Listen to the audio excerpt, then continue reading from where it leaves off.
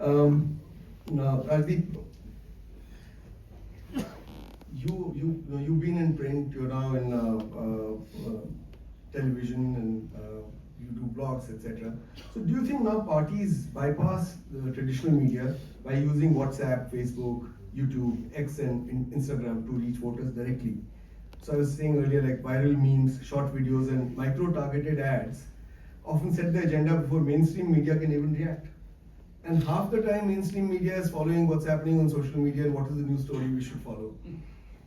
Is it this bypassing that has eroded the role of mainstream media in shaping the thought process of the voters? Because social media does not even make a symbolic claim of any kind of journalistic ethics. They do what they want to do, whatever will get them eyeballs. And then mainstream media starts following them because it's lost an agenda of its own. Thanks very much, Bharat. And let me say at the outset, when I saw the initial title of the discussion, I wasn't convinced this kingmaker or bystander. I think it should have been, are we a lapdog or a watchdog?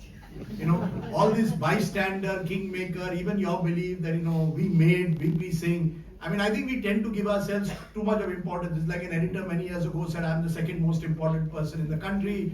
Or, you know, I remember Girilal Jain, the great Girilal Jain, saying, you know, he was going to be invited for lunch with Rajiv Gandhi. And, you know, media persons have this rather inflated ego about themselves and how they can influence the politics of the land. The truth of the matter is, for a variety of reasons, the media isn't what it was even 25, 30 years ago. The fragmentation is complete. The business model has collapsed. And you mentioned the rise of social media and this new beast in the jungle. It's very easy to target TV as Godi media. I mean, the fact is, there are YouTubers and podcasters who are being paid for their podcasts and their YouTubes at the moment, and paid good money. There are trends which are bought. All these Twitter trends that you will suddenly see are all bought. It's paid. It's worse than paid news in a way. It's a completely new industry which has emerged, parallel industry, lots of people involved in it, with the stakes very high, because you've got a new beast in this jungle along with social media called political consultants. And the consultants are paid by the politician essentially to build this media narrative.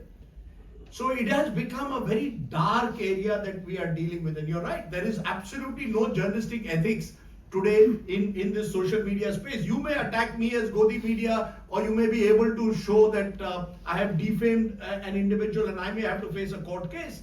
But what about those on YouTube and these other platforms who possibly are now getting away with a license to kill? And that's happening before every election, and the amounts that are being paid to some of these podcasters and YouTubers are only increasing. Of course, there are ethical people even among YouTubers and podcasters. I'm not generalizing. But the truth of the matter is, politicians are only looking for vulnerabilities. The moment they see a particular vulnerability in the system, they will go out to exploit it. And therefore, I think, and this social media is only one part of the many changes that have taken place in the way elections are fought. I think 2 or 3 things have changed. One, let's be honest also, the media has got very polarized, much more polarized than ever before. You can stare, Bihar was staring us in the face. Truth of the matter is, you just have to do the arithmetic of the size of the alliance that the NDA had, and you just have to compare Nitish and Lalu among women.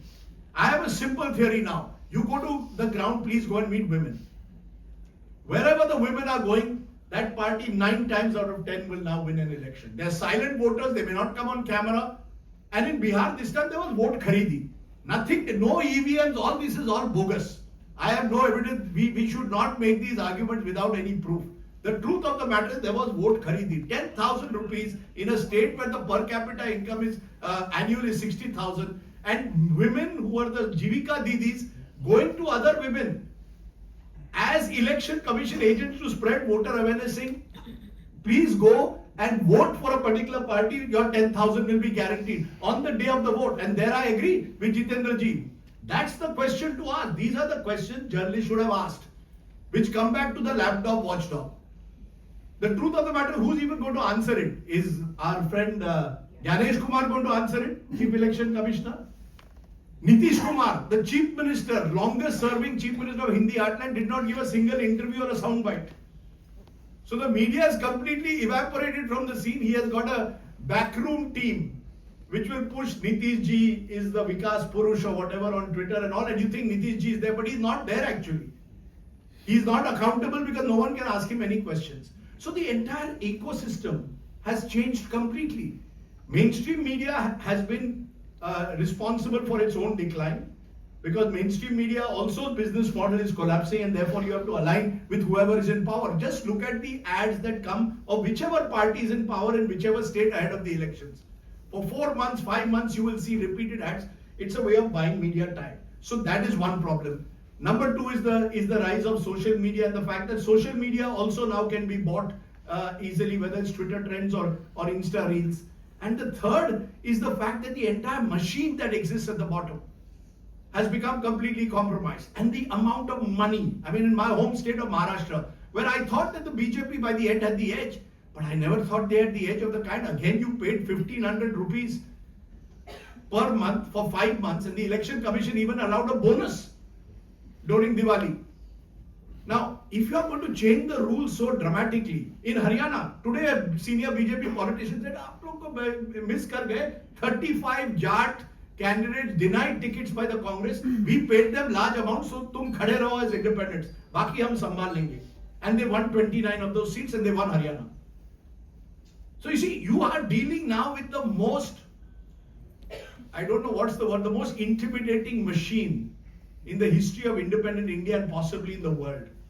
Of the level of micromanagement that they do.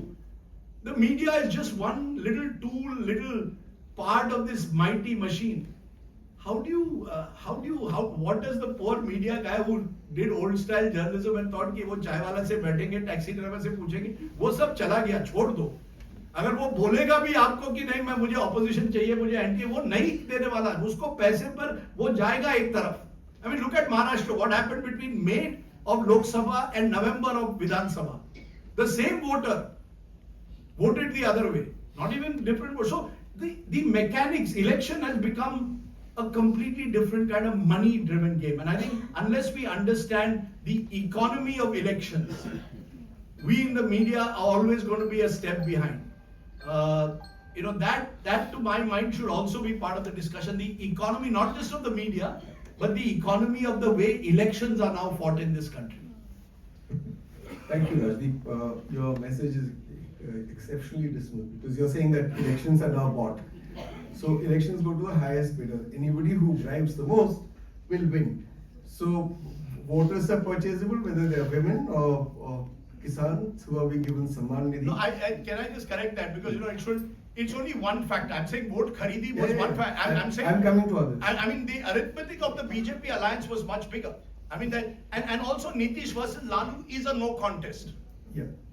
So what I'm saying is, it's not only the voters who are purchasable, as Rajdeep has pointed out. The media is bought through ads. He said just now. Social media is purchased. In fact, it's created, as he said. So we are all up for sale, and so if that is the case, then I wonder what the fate of Indian democracy is.